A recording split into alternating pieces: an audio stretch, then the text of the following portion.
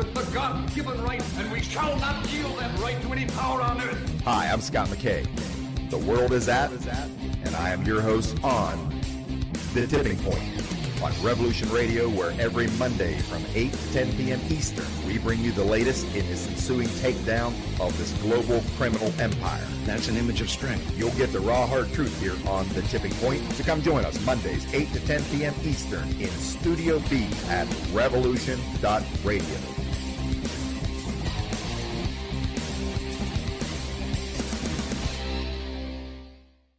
This is the people's war.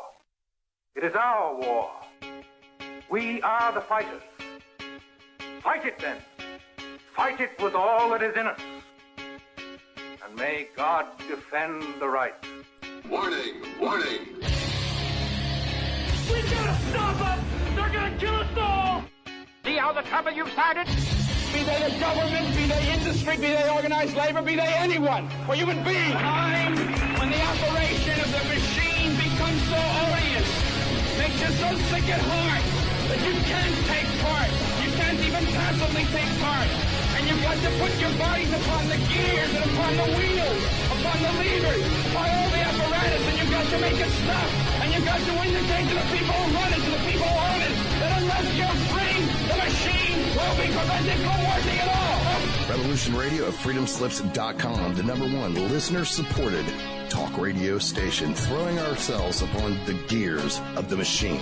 Revolution Radio, where information never sleeps. You called down the thunder, well now you got it. Right, you tell them I'm coming, and hell's coming with me, you hear? Hell's coming with me! Revolution Radio.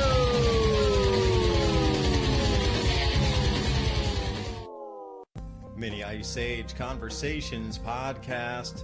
It's about observing cycles, sharing insights, and solving problems together by combining historical, climate, food, and economic data so you can make informed decisions as we shift into a new era.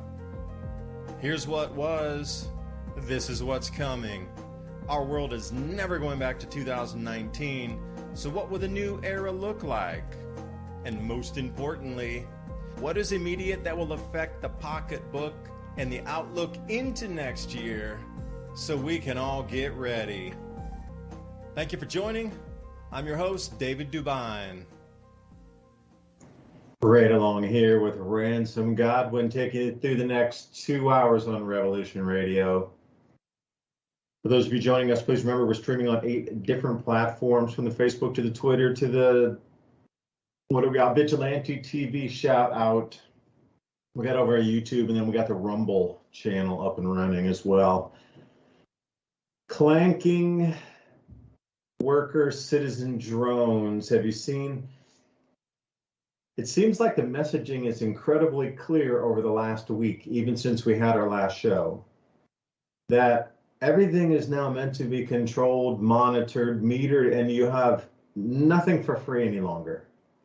Even if it was just a nature thing from God that used to be considered usable for the entire society, and now it's going to be regulated, monitored.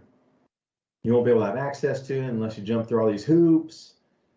And it just seems the messaging super clear on this now. So, you know, how are you going to embrace the new reality?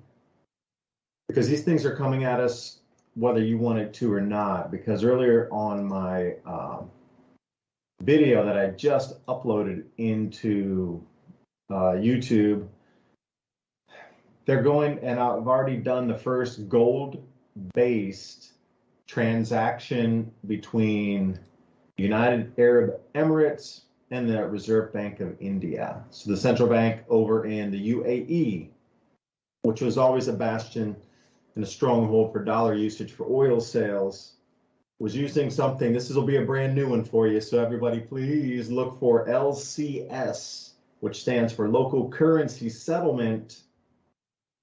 Get this.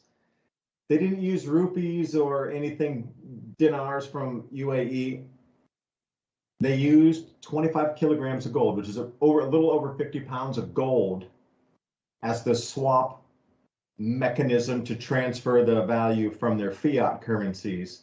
Between the fiat currencies, they use gold as the medium that everybody agreed on. That's the cornerstone bedrock of it. It's worth that much, and we'll trade each of our currencies back and forth to get that gold in the middle. You know, this is going to take a few more of these. It's already begun, and then all these things happening coming up the 22nd. So we won't even have our show until after this occurs. The BRICS nations are meeting on the 22nd. All of the planned invitees, those that will be members, formally announced, and also, I don't know, they could say anything they want and it would shake the world because, you know, there's people already using gold out here. Yeah, if this was the year 2000 and these in India and UAE were using gold to go around the dollar for oil sales, man, the U.S. military would have been in there like a fifth of an eighth of a second on the UAE. And some sort of sanctions would have been slapped on India for sure, because it hadn't been the powerhouse yet of the economy like we see with China and India now. That would have been another war would have started because of this usage of gold outside the dollar. So anyway, a huge amount of things are in change right now. It is an incredible week to be alive. This is going to be a big one economically as we move through.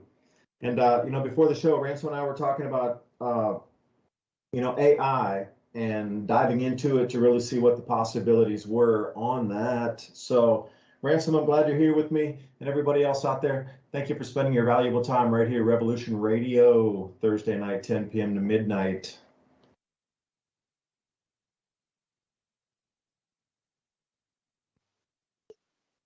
How's it hanging on Thursday? Yeah, the AI is it's out there, and well, it's going to be taking over everything because you can't trust human beings to do things anymore, like report the news or write stories or, you know, tell you information. And the more that I've dived into it, it's a plethora of tools that could revolutionize everything, really. The problem is that the same old, program of controlling narratives and information is deeply embedded in all of the companies because they don't want backlash. So they're preemptively setting up most of these AIs with, I'm going to say, heavy restrictions on what you can or can't generate with it. However, there's so many tricks around it that I don't think that they're going to be able to control it the way they think. I think an avalanche of people figuring out things, combining programs, writing their own new programs, and then not to mention there's a whole group of people out there that don't want to be censored. They don't want their creativity limited. They don't want their information transfer limited. I'll say it that way. But the kind of news really is that the big corporations are going all in on the AI while they stop the little guy from doing certain things with it. They are going to do that. And this includes deep fake. This includes fake voices. Right. Earlier, I was showing David a program and we were looking at it, and you could take a sample of anyone's voice anywhere and then create an AI text to video based thing where you can make someone say anything and sound like anyone. And I guess that's why they're so heavily in the restrictions, because we are going to be entering a time where from news to entertainment, you can't believe what you see, hear, or read. I mean, here's one article right here. News Corporation profits plunge 75%, but they're not worried about it because media giants hail the opportunity of AI. And what do they mean by that? Well, they mean replacing all the human commentators, reporters, and et cetera, writers, editors, all of it with AI. And, you know, people think that some of their, the industries that they're in aren't going to be affected. But let me tell you, are you a farmer? Like say you're a guy that goes to clean up lots and pick weeds out of the farm there and help the farmer out by pulling out stuff and manually doing it, and you get paid by the hour. It's all right money. Well, don't worry about it. They can just buy a new machine that will just drive up and down, and it'll laser out all of the weeds, kill the insects. And when you see this continuing, what you're seeing is the removal of human beings out of all of the equations, from labor to manufacturing to creativity, information and news, media, entertainment, even the production of food is being handed over to AI in different ways. Some of those ways we can't talk about on here, but the point being that every industry is involved in the AI, and what they're giving, it's weird. It's because it's like the same old story. It's like cell phones are great, computers are great, tablets are great, satellites are great, all of the stuff's great. But when it's being controlled on how you use it, it amounts to not much more than a paperweight in the long run. And it seems like every invention that is out there that could benefit man is co-opted, controlled, and made to a point where it's really unusable for the common guy. But the corporations are bombarding you with the same thing. So it would behoove to everyone, not only to learn AI, but to recognize AI and, use it yourself. Use it for the opposite reasons. Like, you could make something very fast that could teach, like you could say you have a book and you like to make an audio book, things like that, real easy. So you just load your book in there. But at the same time, you could give people images and ideas and all of these things and teach them how to do things, inform them about things. But I think it'll be going the way of YouTube in the sense that only certain topics and so certain genres are going to be able to be used. Like right now, let's see, here's this one, KOAT. This is one of my local news stations here. YouTube to promote false claims. Oh, excuse me, not promote them. Freudian slip. Prohibit false claims about cancer treatments under its medical misinformation policy.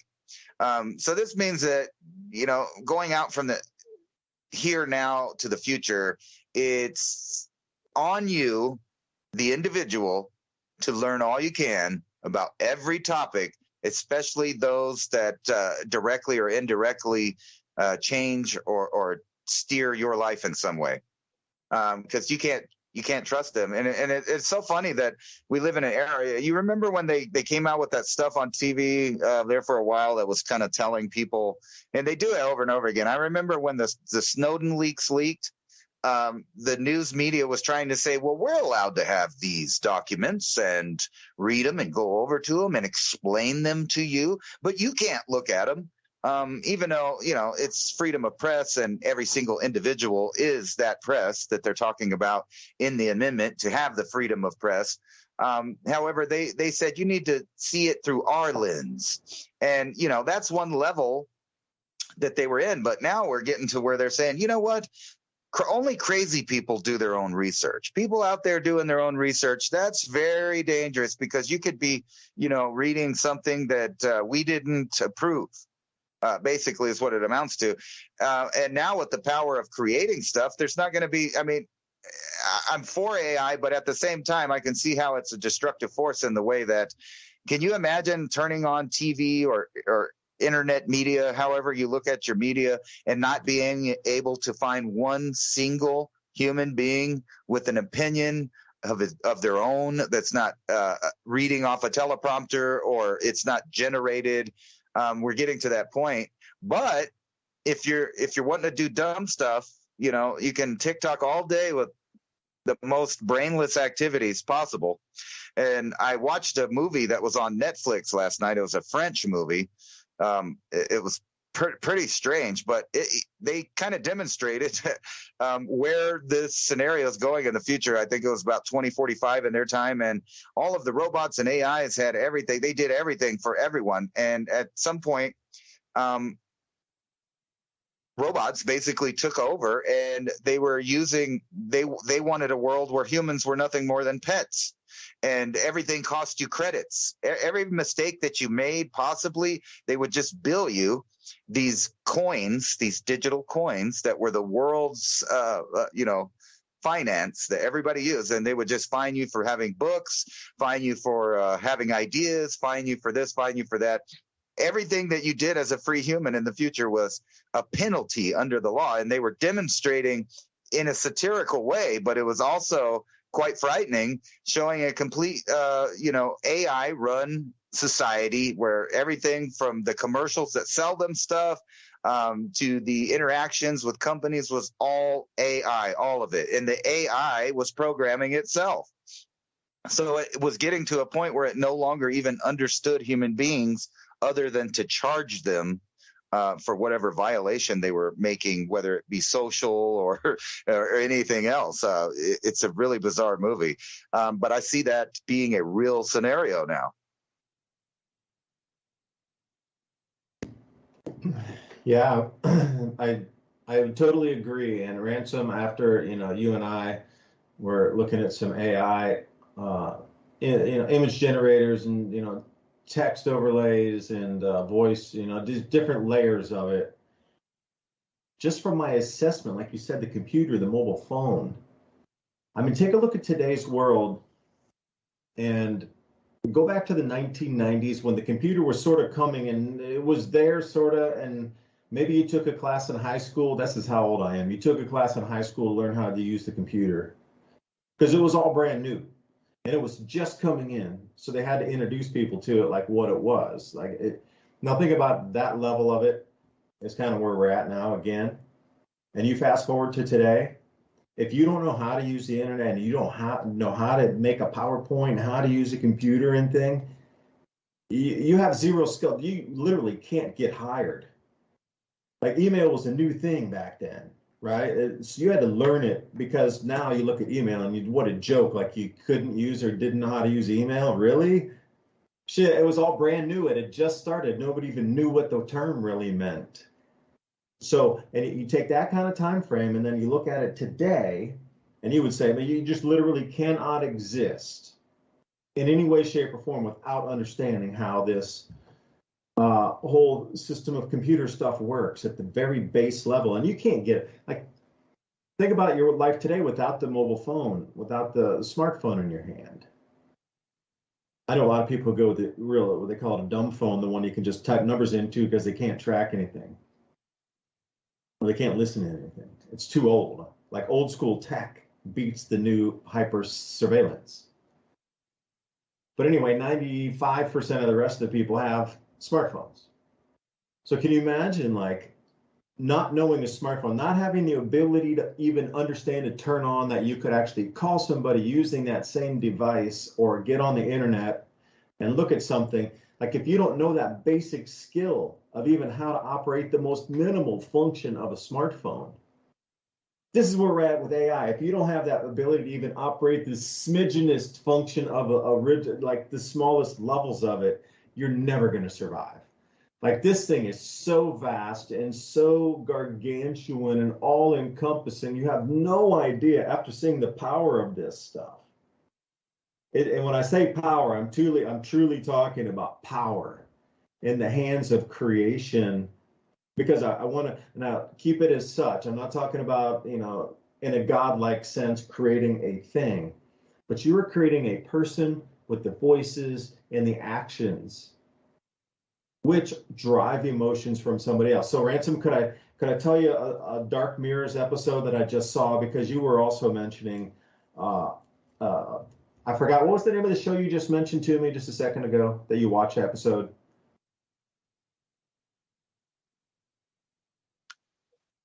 It was actually a movie. It was called Bug Bot or something like that. Here, let me find out what it is for sure. It was something like that. Yeah. Go ahead.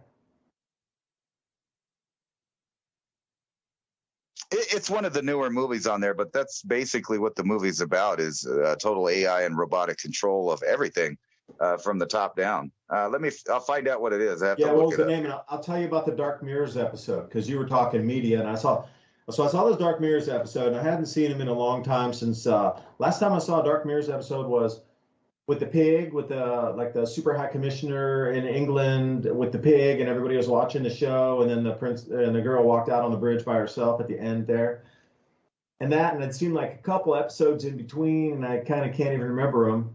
But this one really stuck with me. This thing is absolutely the reason I even got into AI to look at it, because what they would do is, when you sign those terms of service for any social media company, that allows them to use your, to harvest data off of your site. And like any type of media device you have to assign terms of service. So your smartphone is going to be different than your YouTube account, which will be different from your whatever account. Anywhere in between, from the Twitter to the whatever, to the Rumble account. Now, some things are more open in terms of transparency of the type of data they can collect from you. So when you get into the Google and you give them permission, they can get. So the whole thing was about a conglomeration of all these social media companies and tech companies and data companies came together with all the terms of service that you've ever signed to use any device in your life. And the thing, if you do that, it's like 400, 500 pages deep on the contract, because it was weird. They put the whole contract in papers, printed out on the table in front of the people when they started complaining how their images were being used. And they're like, on page 376, it's ironclad. You agreed to all this, this, this, and this. But how they were doing it was, they went through all the social media accounts and they had facial recognition, match people that looked almost identical to each other, like 5 up or 5 down from yourself. It's not exactly you, but it's somebody who looks like you. Now, they have the social profiles of all those people. So what they would do is then send a news feed or a tweet or some kind of, I forget what it was called in the show, push in the social media of you looking like somebody else. This is the FBI. You are subject to prosecution under the Misinformation Clause of the American Homeland Security Act. David DuByne, Ransom Godwin, you have been identified. Connection ever that was associated with these people, their images and likenesses were pushed in there. It wasn't exactly the same person, but as people were scrolling through the social media, they saw and they go, oh, it looks like Beth, it looks like Tina, it looks like David, it looks like Ransom, it looks like somebody that I knew, and that inevitably would stop on it. And then whatever would happen with each person's interaction on how they saw that media, they would call the person, I can't believe you did that, or it allowed also the recording of your device and the turning on of TVs in your houses for smart devices, that you give it also permission. So the whole thing was about, she was sitting there cheating on her boyfriend, but they were sitting on the sofa having a conversation, and the TV, which you gave permission to with your smart device, had allowed to completely collect that voice recording and all, there's cameras coming out of your TVs looking at you. So they were allowed to collect all of that and then start pushing it through the feeds and just creating the most social chaos incredibly possible, ruining everybody's life on the way down as much as it could, because it wasn't the actual person. It was somebody who looked like them that got them to click. And this is the whole thing. And then once you started clicking on that and you're like, then they brought them to court, and these huge giant, 500-page contracts came out. But it was so trippy the way that their entire business model was to find you or find me, and five people that look exactly like me going up and down the scale, and then get all their connections across all those social media and start pushing stuff. Not me in the middle, but all those 5 above and all those 5 below that are similar, faces up and down, and seeing the response they would get on people that would click. And it was just ridiculous, man. And it really freaked me out. And then all this AI stuff here, you're going to have to understand the monster here.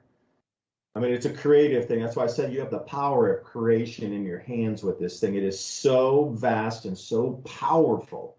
This technology, I look at you people in the audience are not safe. The AI will have you. You are in the matrix now. It's a genie out of a bottle that escaped. That's all I'm going to say.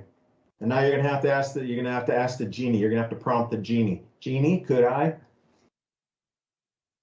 And that's where we sit.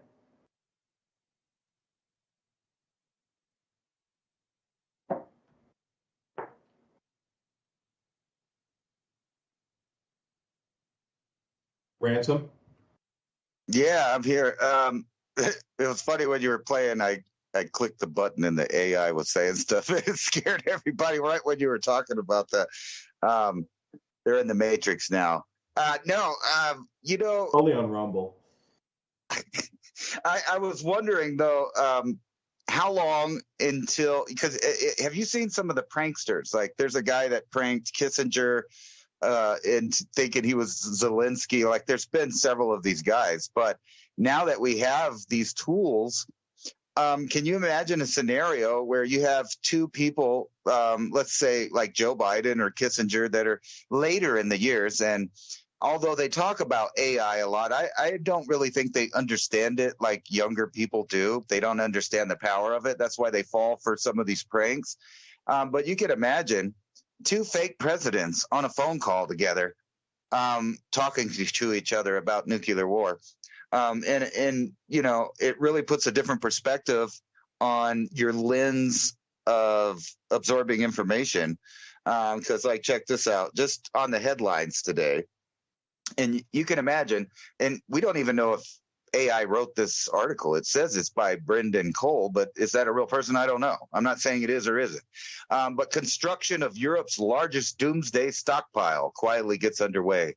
Here's another one. World War III warning as Putin's bold Black Sea escalation could lead to NATO clash. Inside the Russians' effort to build 6,000 attack drones with Iran's help. And it just goes on and on. They want you to be terrified out of your gourd about this potential World War III. But at the same time, are we? Who is they? So for a minute, I kind of wanted to talk about pronouns, because it's so ironic that all of my life I've heard people talk about, you know, who does what, who's behind things, who's pulling the strings, and we've always used the pronouns they and them, right? So they and them had a meaning beyond just the pronouns themselves for a really, really long time. So, you know, you would say, well, they just did it for the money. Well, they killed Kennedy because they didn't like this. And, you know, you'd always have that classic person go, who's they? Who is they? Well, the truth is we don't know who they or central banking. Yeah, well, but who are they? I mean, can you name the owners of the private bank? I mean, you might be able to, you know, name off some people on the board that they put in the public, or, you know, like somebody like that. But who are them? Who are they? And now it's ironic that they've taken those same things where pronouns don't mean anything now. So it's who did it? They, them did it.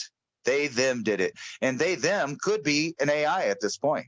So when you're reading articles about doomsday, are we to trust that? Or did somebody just put in prompts? What's a really scary story to, you know, make people afraid? Like you could literally go to Chat GPT and say, what would be a scary story about a nuclear holocaust amongst nations of the earth? And then it would tell you a story, and it would tell you, well, this is just speculation.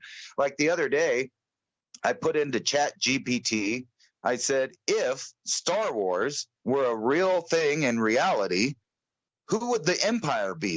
Which nation would it be? And then it goes through and it says, well, you know what? By the way, there's a lot of nations that fit that bill. Great Britain, Nazi Germany, Great Rome, the United States, and China.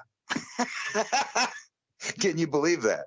So they even named you know, current superpowers as that. So even the AI, you know, when you ask it a question like that, it pretty much knows the truth. So if I ask the AI, could you give me a story that's realistic about today's events that would increase tensions amongst the peasant class, so to speak? So if you ran one of these AI, if you ran an AI, you could turn off the censorship and the bias, and the AI would just give you a straight answer based on all of the available information that it could absorb from the internet. And it might actually give you a nice script, not unlike some of these headlines we're reading today. That's how fake basically the world is. Moscow court arrests Americans for espionage. But, you know, is that a real story? I don't know.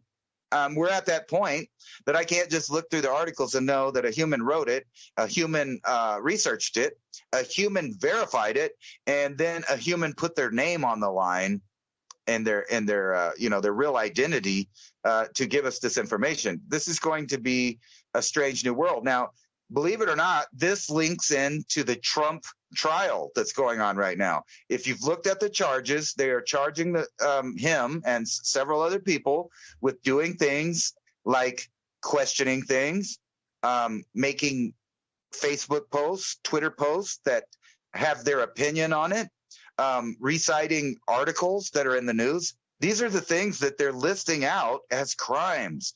So can you imagine the world that you're in right now, where the government can literally start charging you with crimes for not agreeing with their narrative?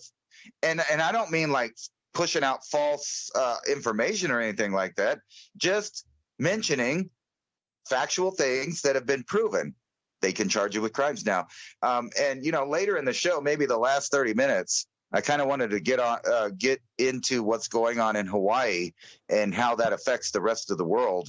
You know, because I don't know which parts of that, because I can tell you right now that the Hawaii situation is going to be one of the most heavily censored and controlled stories going forward, and you can already see that. Ransom. If we're going to talk about this, we're going to have to ditch the YouTube and head over to Rumble. Yeah, I agree, but I thought we'd wait till like maybe the last 30 minutes to do that, and you know, because I've been doing a lot of research into that, and it gets cuckoo. But let's just talk about some stuff in the real world that might relate, if you can understand. Ransom, yeah, can you hold that thought? Can I throw a thought to you, and then I know you're going to ping right off of it in like 2 seconds. So using ChatGPT myself, because I have the August opportunity report that I am in the midst of completing right now. So I use ChatGPT. Now this is really super important. I was trying to verify or validate that because of the Hunga Tonga eruption, there was a huge amount of ice crystal clouds up in the mesosphere. Like it was the big, huge water vapor eruption, and it pushed it one layer up from the stratosphere, like way super high up. Generally, meteorites coming in leave a little dust up there that'll make a cloud, or rocket launch, like going out. We'll leave some, you know, some particulate, water, whatever else gases up there. That will make a cloud. Now, generally, they're really wispy and they're called noctilucent clouds.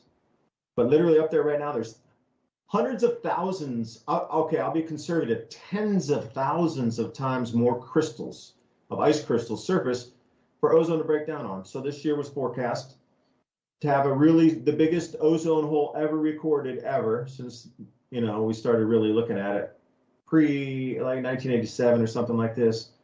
So far, the year 2000 is the lowest, but this is going to be way bigger, like super crazy, way big. And it's going to affect the barley crops. This was my forecast back in December and January, 6 months ago. So this is going to verify or validate that. So this is what I was thinking. You're trying to get you to think for me, Ransom. So I'm asking a question like, I want to use this point to validate that it's possible that crops could be lost due to UVB radiation striking the ground, based on how sensitive the penguins' eyes are to UVB radiation, to explain all of the beach strandings we've had so far with the penguins.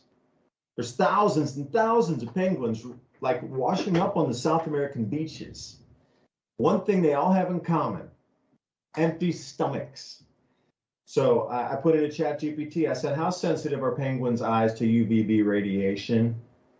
And then it answered back, penguins' eyes are highly sensitive to UVB. They have a wider range of electromagnetic spectrum. So if that were to increase, then the higher that is, the blinder they get. And also their prey is also sensitive too with the retinas. So they're going to move to different locations or different depths in the water. So everything's affected. So if the penguins are starving to death and washing up because their prey moved or they couldn't hunt because of the sensitivity in the eyes, would this not be another kind of, you know, check the box? All right, we're looking for really huge grain production losses in the Southern Hemisphere, which again would drive price. And it's just going to be a never-ending price increase, which was how I was trying to Ransom dovetail into your thought there.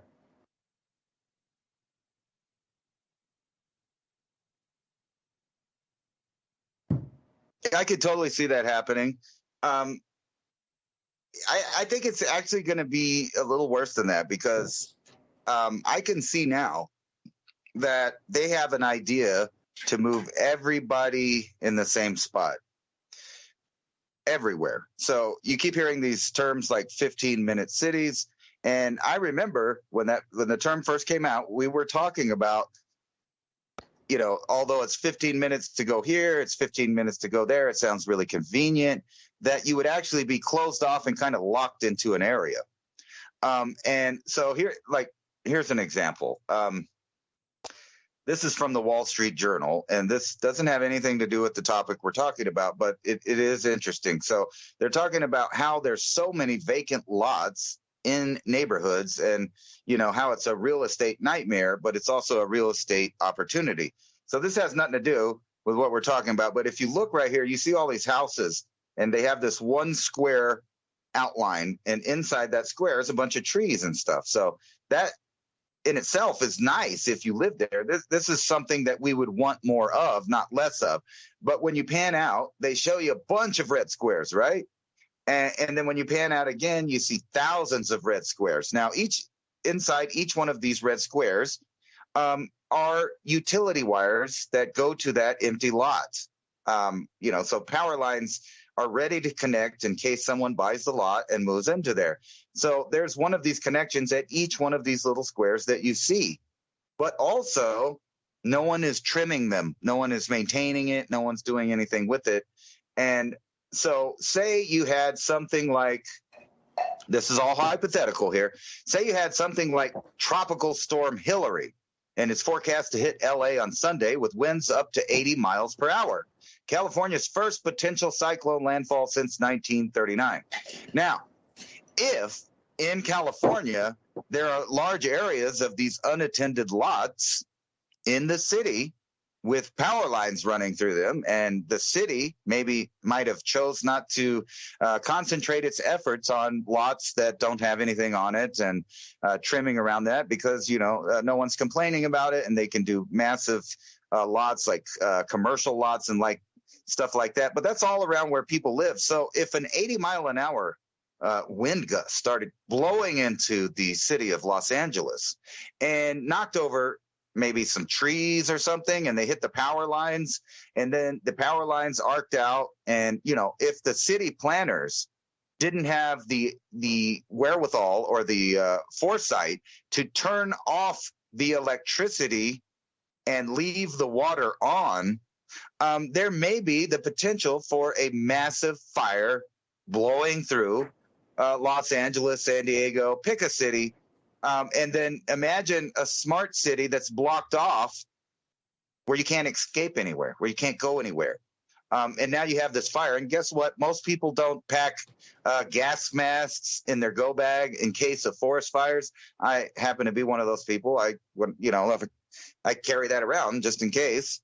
Probably never going to use it. But if I got caught in a forest fire with no oxygen or a lot of smoke that was blowing. Now, this is very similar to what just happened in Hawaii. So I'm not saying anything about Hawaii, but I'm just saying in LA, if the city so happened to not trim up and take care of these fire hazards that are everywhere in these empty lots, well, you can just imagine 80 mile an hour blowing through this red square that I'm showing with all of those lots not maintained, not cut, not ready for a fire.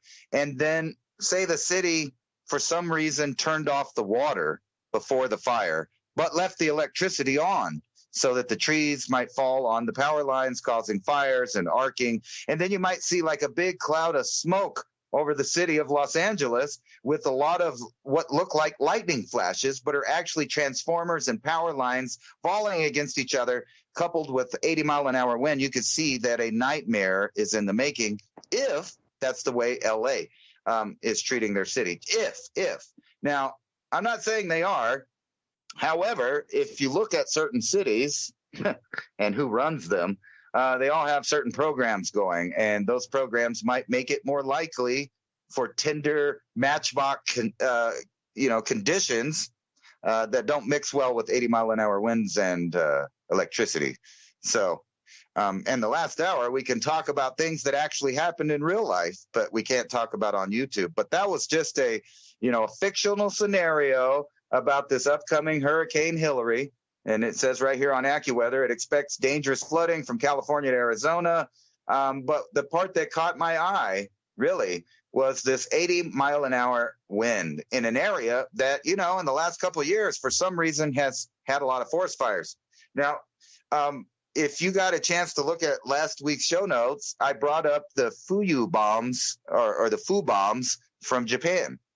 And it's a really interesting story that has nothing to do with current events, not the Chinese balloons, not the forest fires, nothing. However, they made about 9,000 of these things, and they sent about what the U.S. government thinks to be about 900 of them. They recovered 100 or 200, I forget, but which leaves about 400 of these bombs that are fire bombs, which are improvised explosives that have a big charge in them. I forgot what the exact thing is, but it'll blow up pretty big. And it also has 3 feet of hydrogen-laced paper. And these things are just sitting around in Canada and the United States, just sitting there in the forest, wherever they landed to this day. And I'm not making a connection, but if you so happen to know where those things were, they could be set off. And if there was any winds, it would be a horrible nightmare. It might cause, wildfires across North America and, like places like Canada and the United States. But also, if you remember the forest fires a while back, there was these hot spots on the maps, and they just, were near power stations. I'm not saying there's a connection. I'm just saying the forests seem to burn really hot around those areas. So hopefully, there won't be these kind of conditions in California. Well, I would say northern territories or northern Maritimes just all sparked up exactly like it did about a month ago that sent all the smoke, orange smoke, whatever kinds of smoke over to New York City. Remember that big one? It was between the gigantic release in Ohio of the chemicals, and then there was those massive forest fires that made news for probably a good better part of a week. It was so much smoke in New York City. Remember how all those fires all started at the same time?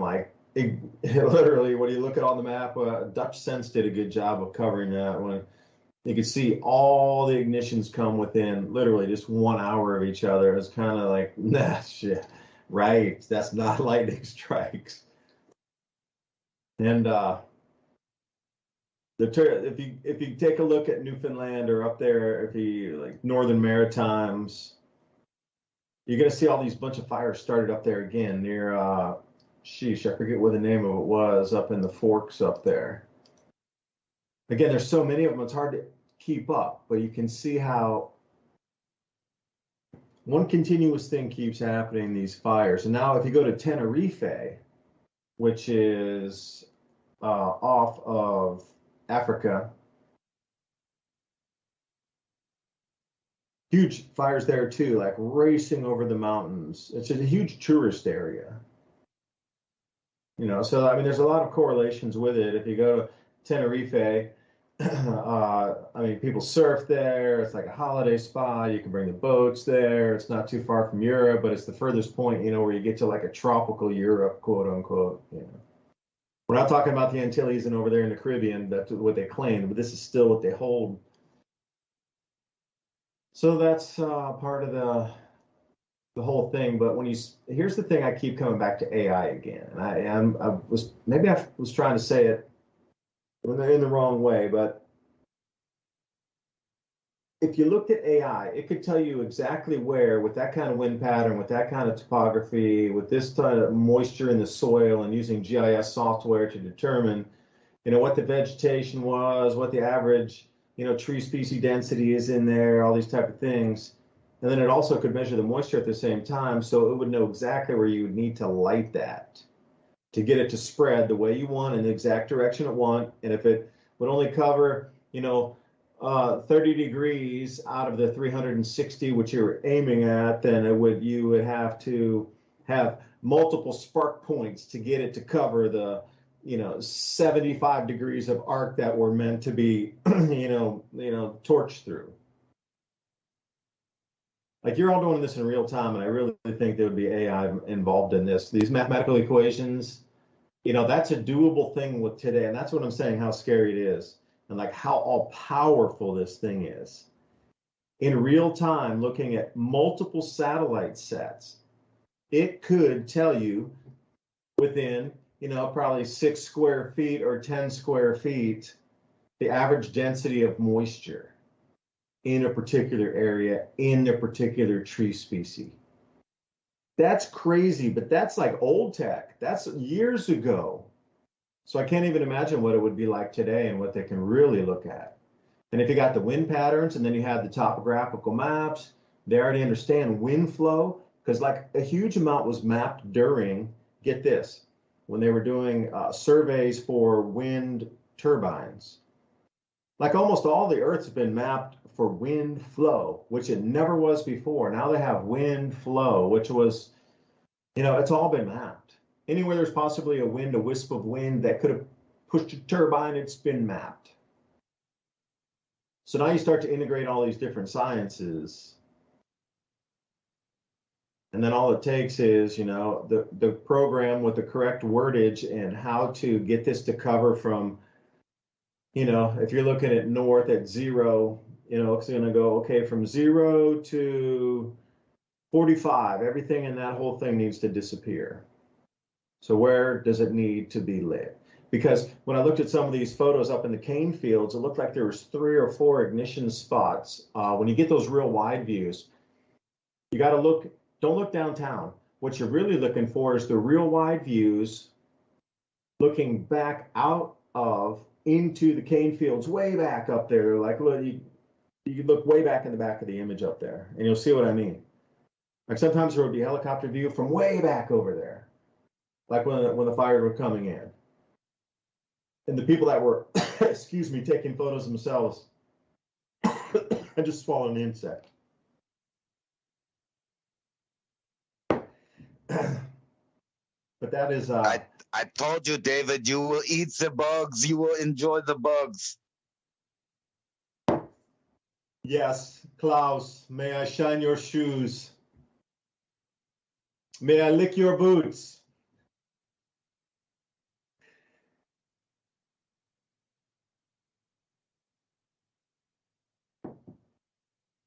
Ransom.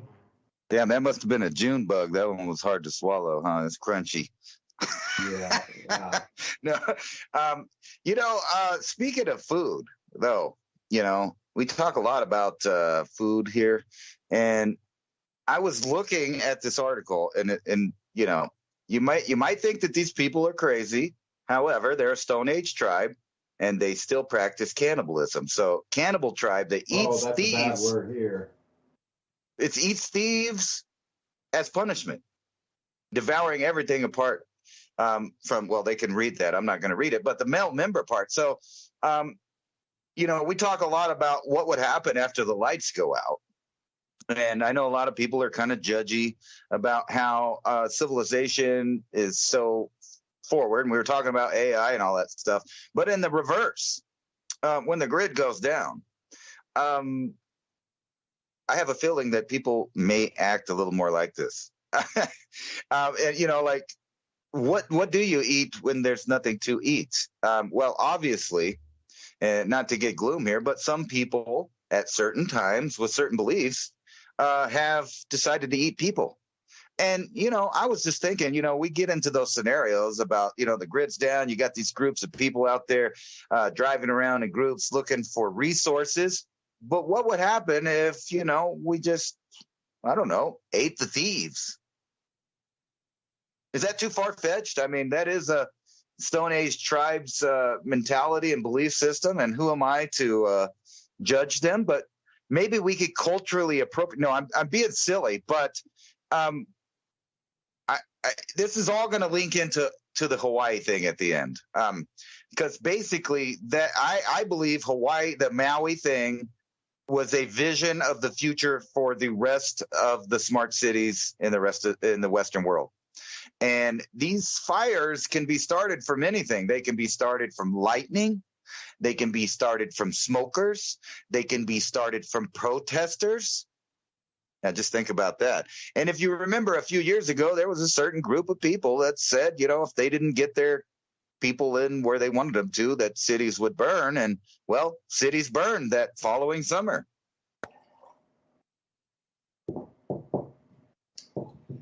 Yeah.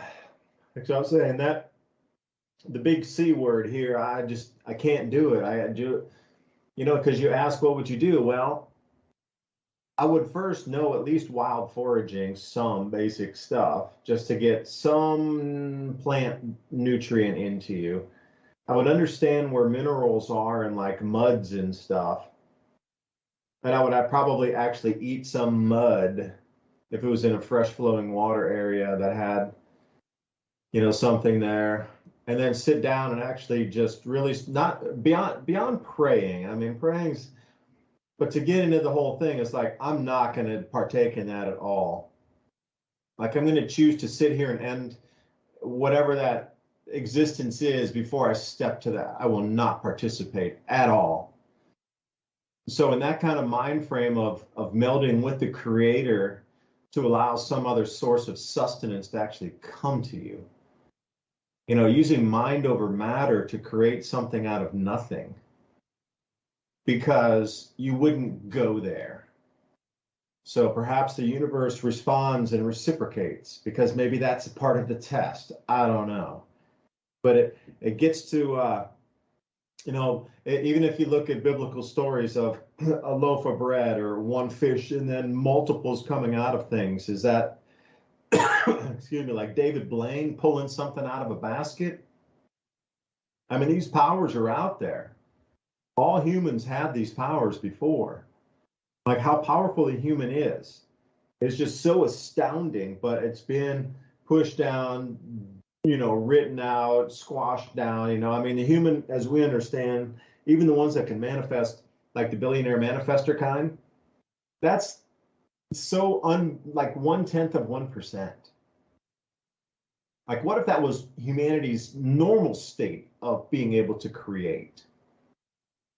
Like, you look at these ultra achievers, and there's some great, people that get you motivated to get up every day and have a purpose in life and really go for that is the reason you want to be alive, because it gives you so much joy and happiness following that dream. It ain't work. It's a dream, and you're on there the whole way.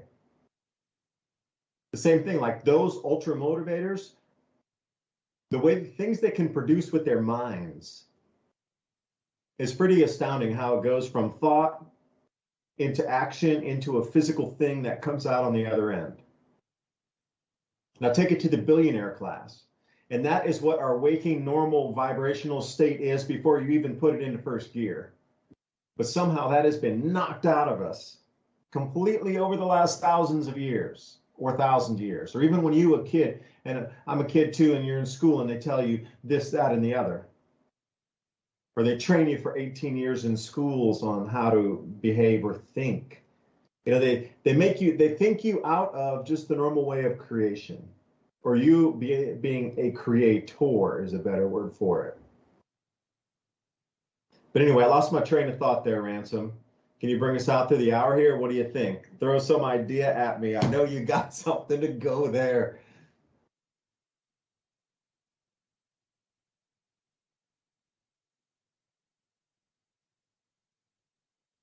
Sorry, I remuted myself.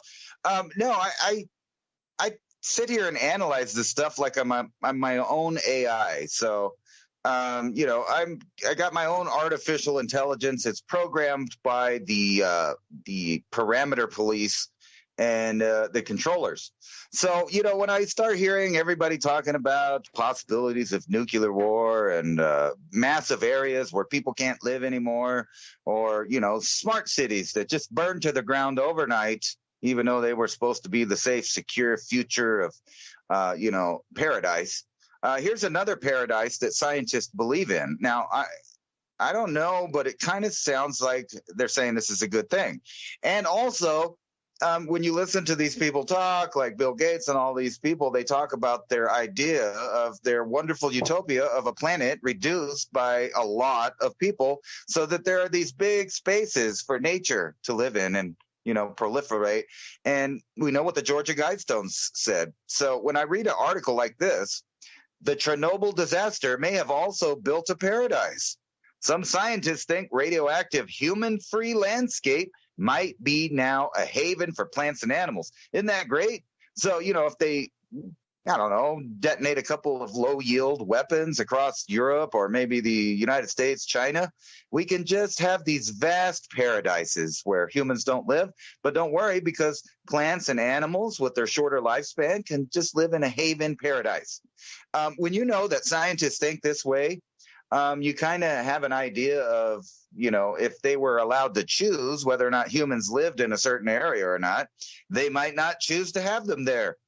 Maybe areas that were, famously occupied by Pleistocene animals that they, at the same time just so happened to be thinking about cloning and repopulating. I don't know. Sounds kind of weird to me, but we're moving into a phase where a lot of ideas are coming into reality. And not only that, the elite's ability to see them through fruition is coming to pass. And I see a lot of their programs rearing their ugly head. And maybe I'm woo-woo, but I see the possibilities of where they can make nightmares for human beings. Yeah, I would agree. I mean, that the entire world has just shifted with this technology coming out, as much as, I'm going to even say far greater than the full movement from what we knew as typewriters into full computers and the smartphone sitting in front of you. Like, that movement of everything just happened, but it happened so fast that nobody's really even able to understand the tech yet, because you were able to take that 10 years to get the computer because it was slowly rolling out from scratch. This thing is fully developed and already so powerful and just unbelievably, I don't know, the intertwining of possibilities of this thing in itself is infinite.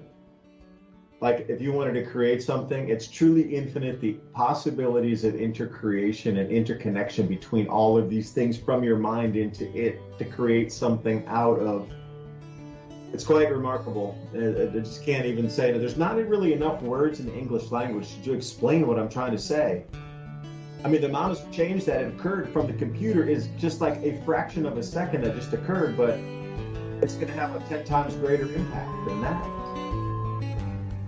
The horse and buggy to the high-speed rail, magnetic maglev, that's the same trend. That's the same equivalent of change from the computers now. You're listening to Revolution Radio at freedomslips.com, and we'll be right back after this message. The currency, well, it will be the exact same thing. Now, do you have enough money to buy an ounce of silver? Perhaps you do. It's the same thing with food preps. The 1 week kit compared to something like a full 6 weeks kit or a 12-week kit. Even if you get just one small minimal thing to add to your stack. I talk to people who prep all the time. It's always about tools, storable foods, water filtration, and a way for you able to store water and filter it at the same time. Because if you can get that closed loop enough, there's always going to be somebody that will help you garden with those seeds. Heirloom seeds is where you want to go. Heirloom open pollinator seeds. Because at the end of the day, when you collect those seeds at the end of your season for growing, you want to be able to store those and then have them so you can replant next year. I think that supply chains are going to start constricting even further. I mean, look at the way that the world laid out. These really incredibly complex supply chains are now starting to fracture in the middle of everywhere. Political strife. We didn't even talk about the ozone depletion event that's going to wipe out food production further in the Southern Hemisphere. The tipping point. Humanity's here. We're seeing it everywhere. So how do you protect your friends and family? Because you got to think, everybody has survived. We would not be here having this conversation if people had not survived the last 8,000 or 10,000 years of events that were far greater than what we're going to experience. It just takes a little prepping, a little bit readiness, and I do believe that we'll be able to get through this. When we're talking about these seeds and the storable foods to go with it, you're going to have to probably invest in both of these ideas. when you go through the list of the seeds that they give you, these heirloom seeds, they're the best type of food that you could possibly get or grow yourself. But you have this backup of the food storage that lasts 25 years. And that's heavensharvest.com. Use the code ADAPT at checkout. That's ADAPT.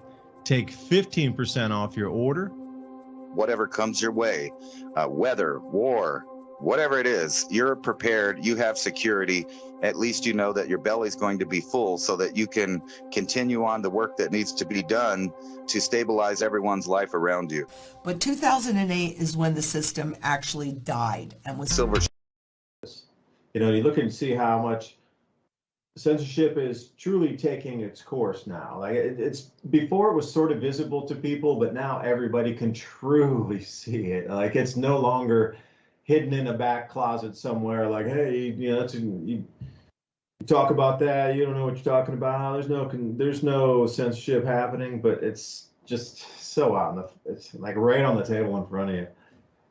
So if you consider free speech something to keep online, consider Revolution Radio a donation to keep this, not only this channel, but the entire network on air to bring you different voices, different opinions, different ideas. Because we truly are at the point now where we really, really need a lot of communication and alternative thought between people. Because as Ransom and I were talking about earlier, you know, with AI coming out, you can generate any message with any voice, with any person, with any thought, with anything behind it that you want to disseminate across the airwaves. And you will not be able to determine if it was a real person or not. That's the level we're going at in like weeks from now, not years from now. That's the whole thing I get out of this. The evolution of the technology is just, it's so fast. It's unbelievably fast. Like the images I saw before when I first started looking into this, not even 3 months ago. Yeah, you could tell there were things a lot of times with the hands and, you know, something with eyes, and that's all gone. That's near perfection now. So back then, that was such a defected artifact inside a creation algorithm, recorrected itself in less than 3 months to go from, you could definitely tell that was fake, to that's very close, man. That is so close right now, it's difficult to tell. In 3 months. Like where it's going in another 3 months after this is you will not be able to tell the difference. That's how fast this technology is moving, and it's stunning. And you know, you're going to have to be able to discuss these types of issues and truly what is or isn't going on. Because I had lunch with my parents today, and there was a bunch of floods around our place. There was huge rainfalls here, and when they're still cleaning up from the rainfalls like 3 days ago, 3 days ago in the evening. But I was asking my parents, you know, and they were talking about the elections coming up. And even my mom is saying, I think they were fixed. I don't know. And she was saying, this guy's such a terrible leader of the country, like the worst ever. What's going to happen if he wins again? Then I know it's going to be fixed. And I said, well, then what do you want to do about it? What are you going to do? And she said, I don't know. I'll just know. And that was the whole answer. There's 300 million people out here, and less than 600. You know, 300 million versus 600, it boils down to that. But that was the same messaging. I don't know. I'll just know. But that was an interesting thing to say. I'll just know. But then what does that do for everybody? I think about that. Just suddenly the entire country just knows that was, it ain't what it is. Let's say it is definitely not real. Just like the AI is not real. Just definitely won't be real. And everybody will realize that at the exact same time, that it's not real anymore, that is a complete fiction. Everything you think, breathed, and were brought up on is a complete fiction because of that one event. But then, you know, all this AI driving, pushing, you wonder where those two are going to meet in the middle, and would one be the catalyst for the other? But Ransom, I know you're going to have a response because you always do. Welcome back, second hour, Many Ice Age Conversations. Welcome one, welcome all.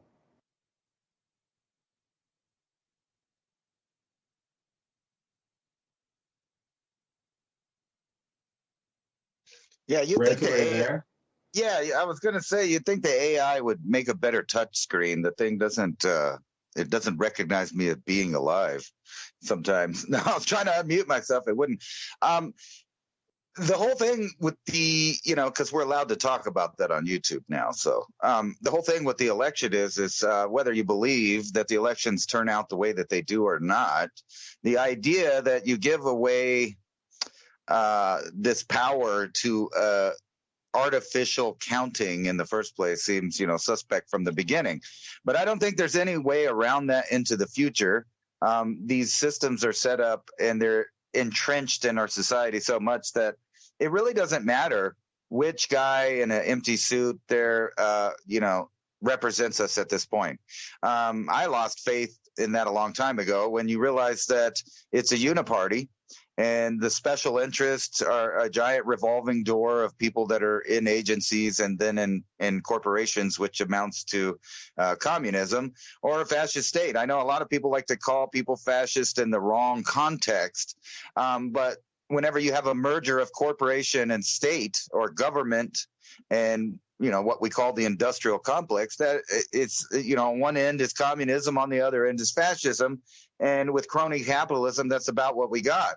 So, there's only one way to kind of go around them. And that's just to, like we've been talking about for weeks, is to start opting out of their systems. And how do you do that? Well, I'm not exactly sure, but I do know one thing, that if your future's riding on the monetary systems, you might be in for a shock because they're going to change them on everyone. And, how dare anyone even believe that 81 million people didn't vote for Joe Biden in the first place? I mean, he's obviously a competent, well-spoken, trustworthy individual from way back. I mean, if you've been paying attention to him for 40 years, he's only got in trouble for plagiarizing and lying, I don't know how many times, but a very small number. I mean, so you could still trust him. Yeah, the record high at 101 degrees is only 87 degrees today, but it was near the record high, only 88 degrees today, but near the record high of 101 degree, right? Similar.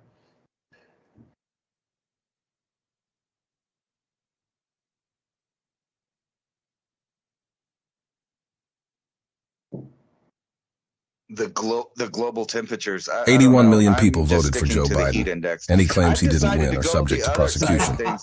Instead of, not believing them, I think I'll just start believing everything that they say and see how that turns out. You think that would be good? I mean, it sounds like a good idea because government is there to protect you. So, of course, they would only do things in our best interest. You're blocked, man. I don't even know if you're real because, the conversation I had with you in the first hour and the way you're talking now, I think something has gone over, and I'm not even talking to you, Ransom. I'm talking to a voice-generated Ransom that took over during the break. How do you respond to that? That's what we're moving into. How do you even respond to something like that?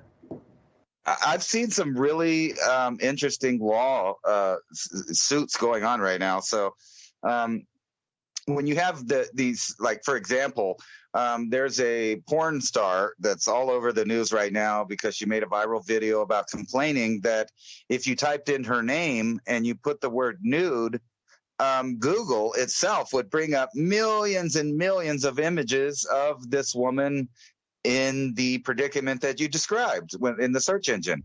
And not to mention that, you could also describe that person and the attributes and put them in any number of AI programs, which can change what that person's doing and the way it looks. But what's funny is when we were kids, they had the nudie magazines at the store and they had them up on the top shelf, and it might have had 30 photographs total in it.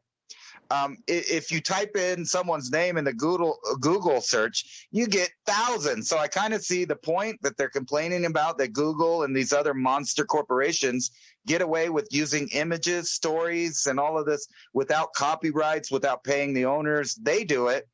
But if you try to turn it around and do the same thing, of course, they shut you down for copyright infringement, intellectual property theft, all kinds of stuff. So it's like a one-way system that they're using to, control every aspect. So even if you came up with a great, great idea and you put a little character together and you put it out there, if it really got famous, it'll be co-opted. Or you'll have to pay the company that created it, because in the user agreements, they retain control of the creations that you thought you were making. So everything from DNA to ideas are being copyrighted and owned. Thank God we had a while back a Supreme Court decision. I wouldn't rely on these too much more in the future, but it said that, a leaf is still part of the tree. So even if you take a leaf off of the tree, it's still part of something, and you can't copyright DNA. But there's a little a but in there. If you change it just a little bit, then you can copyright it. So imagine all of these databases full of, let's see, the point I'm kind of making is that I don't think the public sees where these programs end. You were bringing up a great point earlier about the amount of scientific information available to us at this era. So say I was worried about, we'll go back to Los Angeles. I was worried about this hurricane and the fire conditions. I could know exactly where it's going to blow in, just about the trajectory of the wind, where it's going to blow off the canyons, all of this stuff, which kind of tells you, and it's a point I brought up before, with all the surveillance that we have and all of the algorithms and people and manpower and all of this in this total surveillance grid that can find grandma protesting from a bunch of blurry photos with their facial recognition, can't seem to find the real criminals. They can't seem to find the real terrorists. They can't seem to figure out these mysteries of how fire started, and things like that. When we know that they have the computing power, the AI power, the algorithm power, and learning machines that could tell them exactly where, when, and how something started.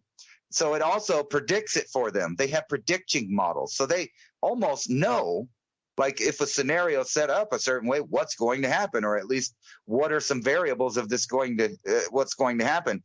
And, like, just from us analyzing it, I could predict that in the near future, there is going to be a lot more dramatic natural disasters. I'll put natural disasters. And you remember the government's definition of natural is that man is natural. So therefore, anything man creates is also their natural. So if a disaster happens and it's caused by human beings, it is a natural disaster.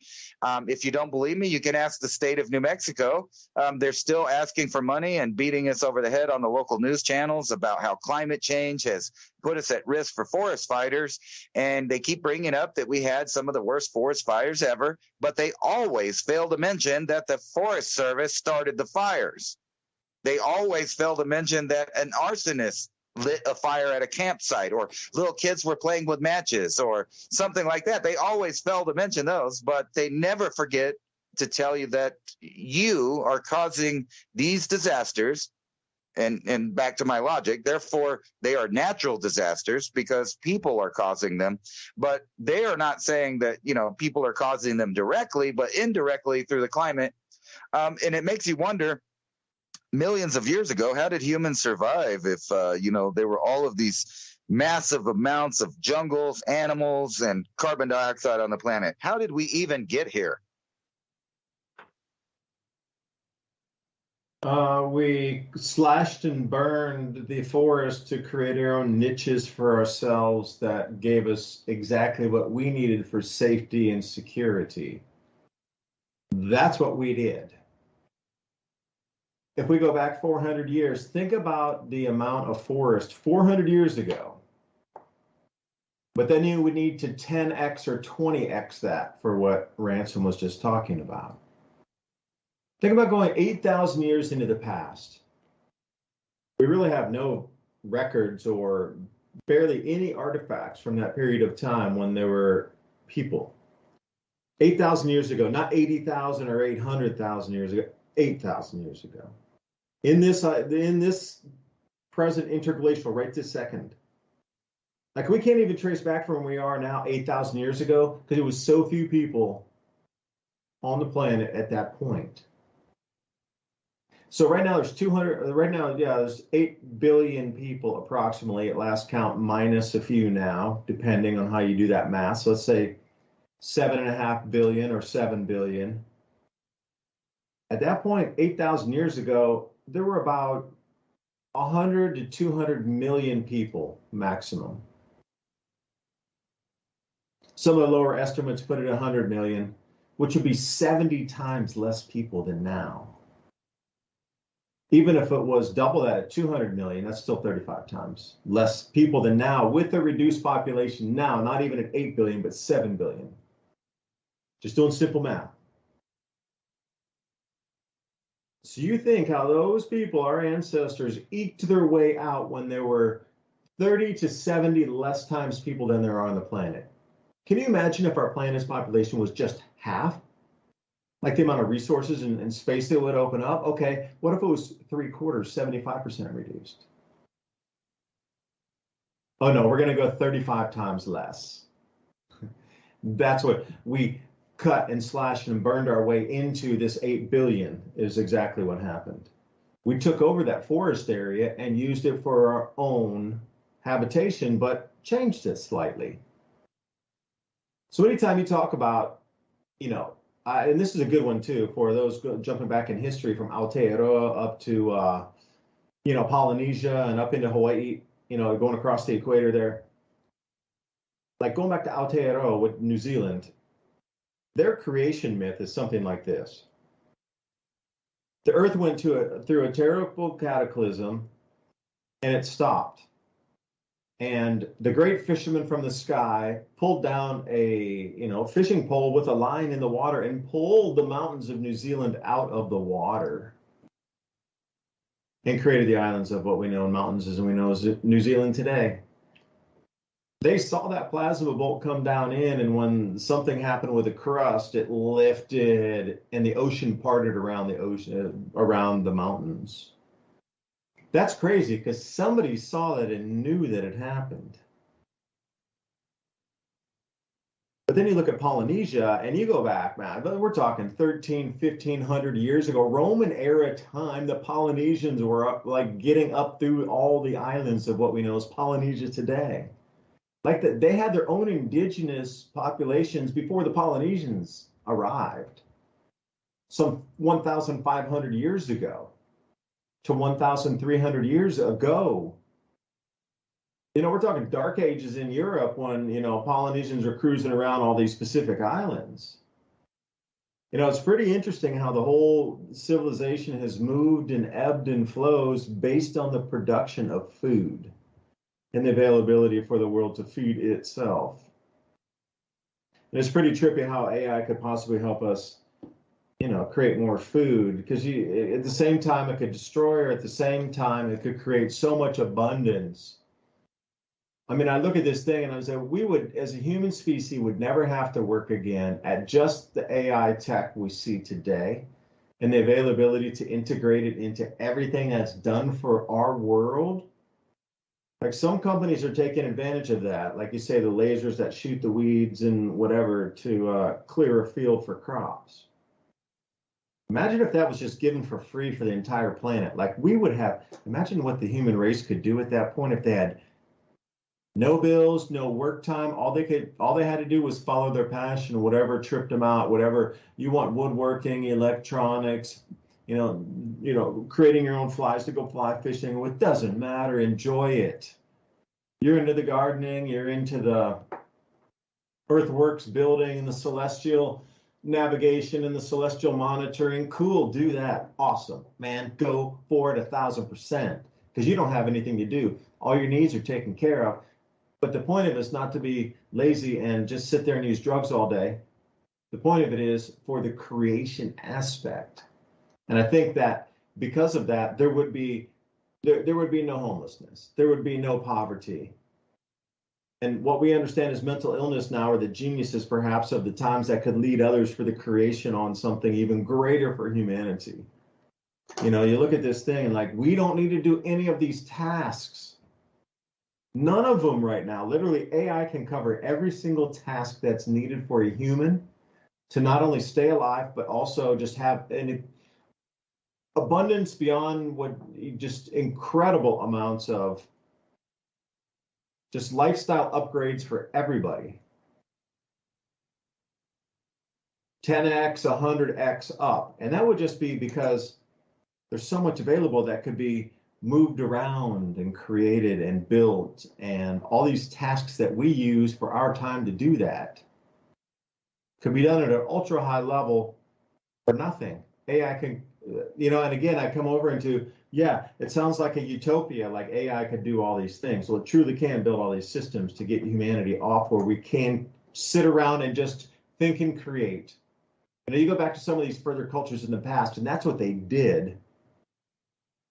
That's why you don't find a lot of remnants and things of cultures further past that were at that point already. And so we're into degradation points, like each, since the Roman Empire and even back through the Greeks and further back is Sumerians. And if you believe there was a Tartaria, each step down seems to be successively like less advanced. Like to be able to, AI can actually do everything we need. And, where does that bring us as humans then? Will we start to rely on it because it can provide for everything that we need? That allows us that lifestyle to just sit and think and follow passion. And anytime that you need anything in your devotion to your passion and following it, it will actually turn up. Oh, I'm a woodworker. I need this, and this for tools. And boom, it's there because it can be.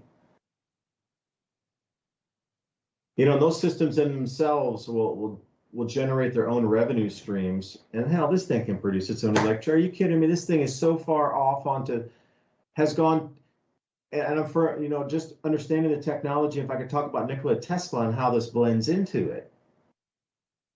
You look at some of these Nikola Tesla patents from using magnets to spin two disks in opposite directions, thereby create electricity by using the Earth's magnetic field. In the 1880s, that's when these patents were put out.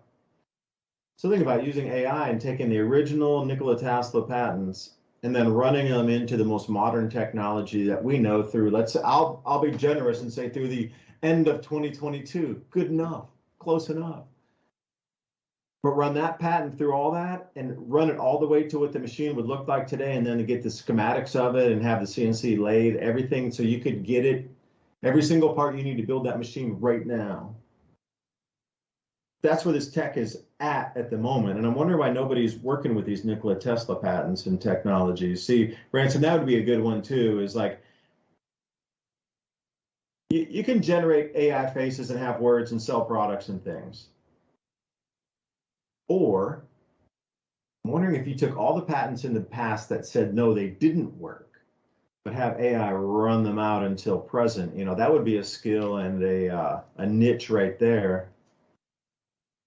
I'd be willing to hire somebody to work on that, to try to get it to move and actually get it to the point where those old patents through AI today can give us a working diagram with every single piece, part, size, thickness, material, spec, and the programs to cut it on any machine, whether it be welding, whether it be water blasting, CNC lathe, whatever it is.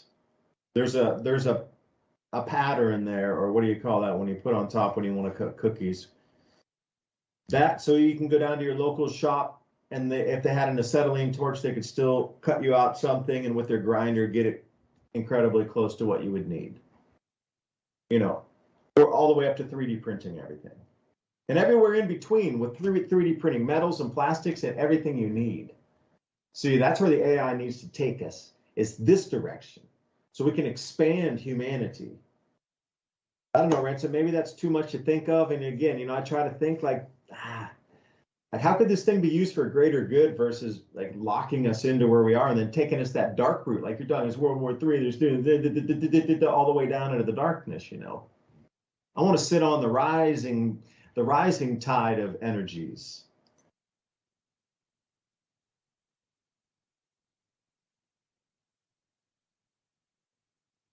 Yeah, it just doesn't seem like those aspects of these technologies ever get, like I was saying before, into the public domain to where they benefit humans. Like you brought up Tesla, which I thought was ironic. So I don't know. Should we turn off and talk about Hawaii here? Because I'm pretty sure, just judging by PolitiFact and what they're saying about it. See, I wasn't going to say what these conspiracy theories are on here, but they're right on it to tell you that they know what's up and you should only listen to them. So I thought maybe we should turn it off on the YouTubes, just so we could talk openly on Rumble and the other platforms there. So let me do that real quick. Yeah, what's 37 plus 47? Anybody got easy math? So please, the 100+ people listening now, my math's bad. I can't think like that. Come on. All right, let me get my calculator out here. I'm very precise. I'm a Virgo. 67 plus 37. Or no, it was 100. Yeah, so 87. The